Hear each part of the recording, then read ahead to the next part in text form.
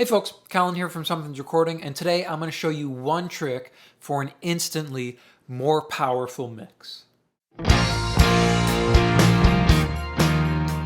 Now before we dive into this, let me show you what we're doing here, okay? Let me do a before and after. We have two mixes here. We got a mix A and a mix B. Mix B is what we're going to be adding to this mix to give it a little bit of extra power, a little bit of extra oomph.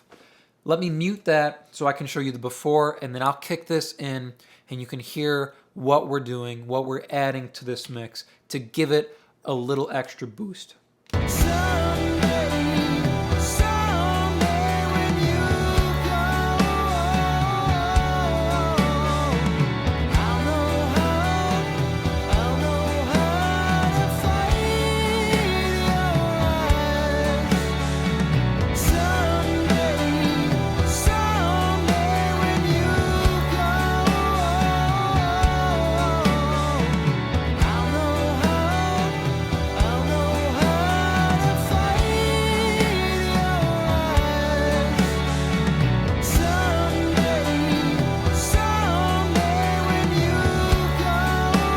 You can hear when I kick that mix B in, everything beefs up a little bit. The instrumentation gets a little bit thicker.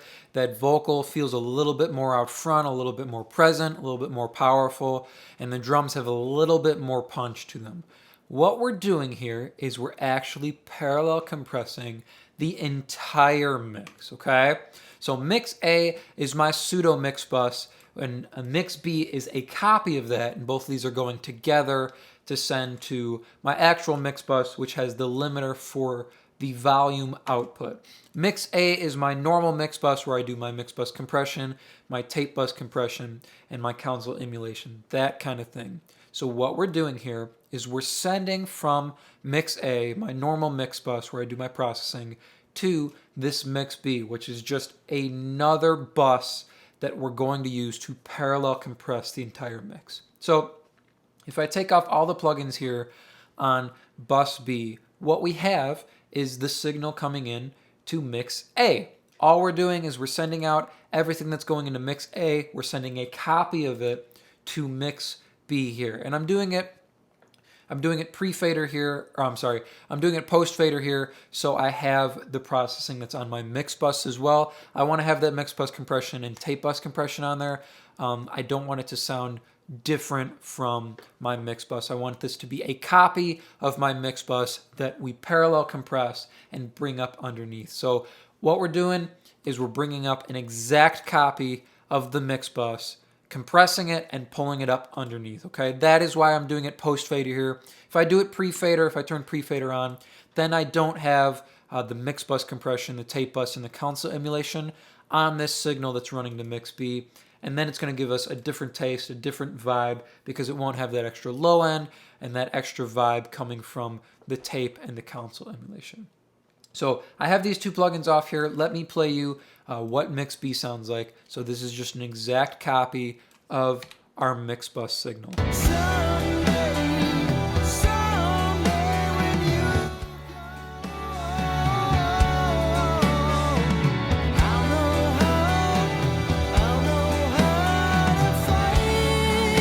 Same signal, same mix. So what we're going to do first is we're going to use a compressor to squash it and really emphasize the attack on this track. That's where we're going to get that extra punch from our drums and a little bit of that extra presence and focus on our vocal. So what I have here is the FET channel. We're using the 1176 style compressor, the FET comp. I have the attack as slow as it will go, which is still pretty fast. It's still under a millisecond, you'll see up here. And then I have the release as fast as it will go at the 50 millisecond mark. I have it on 4:1. You could put all in, or you could go 21. You could treat it like a limiter, but I'm going to put a limiter on afterwards to really make sure it's at one level and to really squash it down, to keep it even, to bring it up underneath. So I didn't need to do that here. We're sticking 4:1. This compressor here is just to emphasize the attack and bring out a little bit of punch on the drums and a little bit of emphasis on our lead vocal, which is our main element. It'll give it that little bit of extra presence. So let me do an A-B on this, and you can hear what this does to the track. And bear in mind, this is going to get very squashed. We're doing quite a bit of compression, and this is affecting the entire mix. So here's before, and then I'll click it and you can hear after.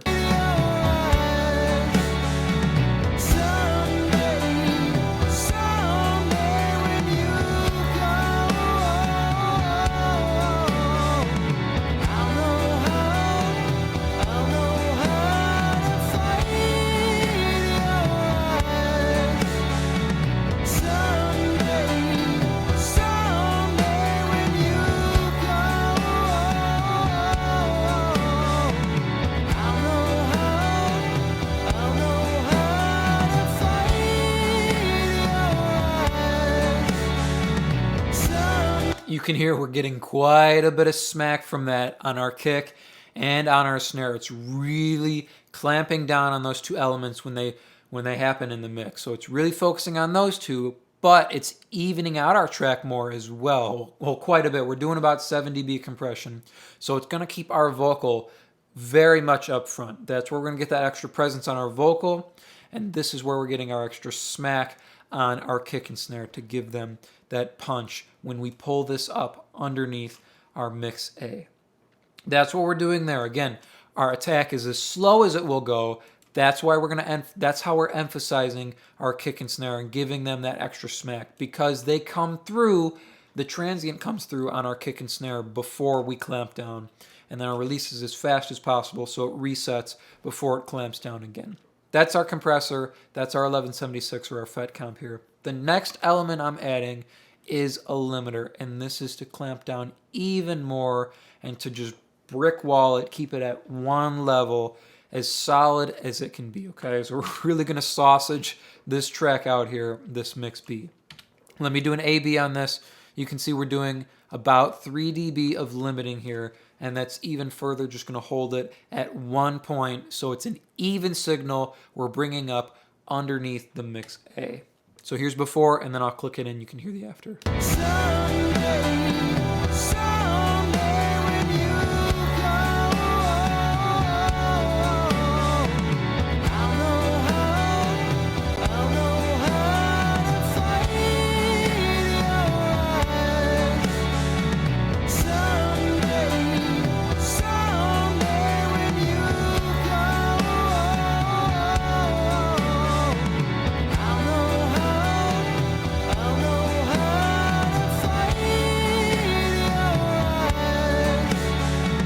What this limiter is doing is making sure that none of the peaks, like the kick and the snare, jump out too much or they're not uneven. If we don't put this limiter in, the kick and snare that are exaggerated by this compressor are going to feel very out of place, and it's going to be the main volume boost that we get when we bring up this mix B. We don't want this mix B to be bringing up any particular elements of the mix. We just want to use it to add a little bit of extra power. So it's giving us a little bit of everything. We're smashing the mix, so we're getting a little bit more thickness on all our instruments. Our compressor's giving us a little bit more smack on our kick and snare, and it's giving us a little bit more presence on our vocal. This limiter is holding all of that in place, so no one element takes over and jumps out when we pull this mix B up underneath our mix A, okay? So we get a little bit of everything when we kick this limiter in. Let me play that to you one more time, and we'll do a before and after on both of these, and you can see how we really even out our level here, and we hold it down, pin it to 1 point, okay?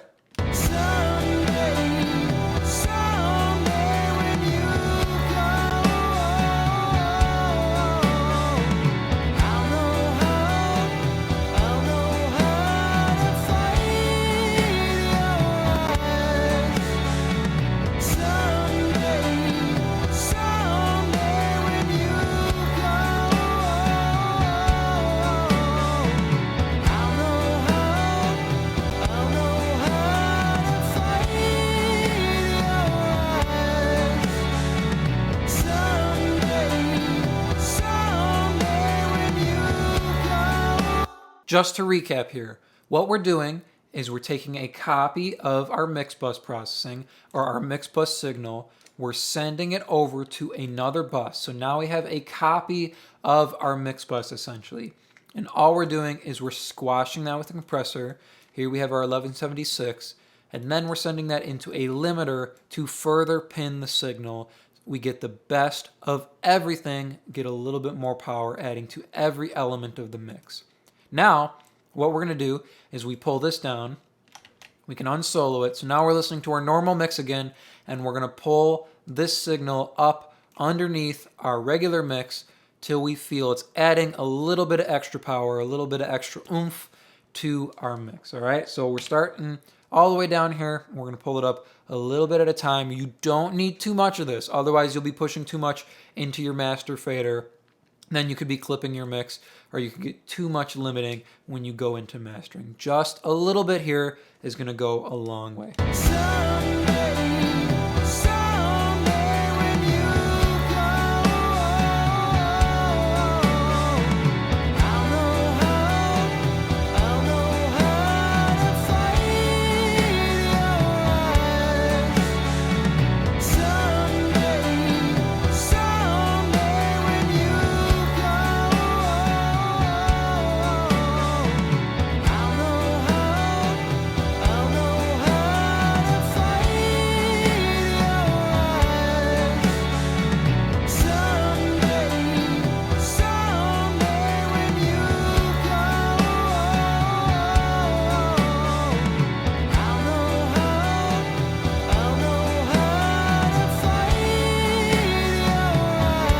So right there at negative 19.2, I really like what it adds to the mix. You can hear when it's not there, the mix is okay. It feels like a good solid mix. But when we unmute this, when we add this parallel bus in, we get a little bit more thickness, a little bit more weight to our instruments, our background vocals.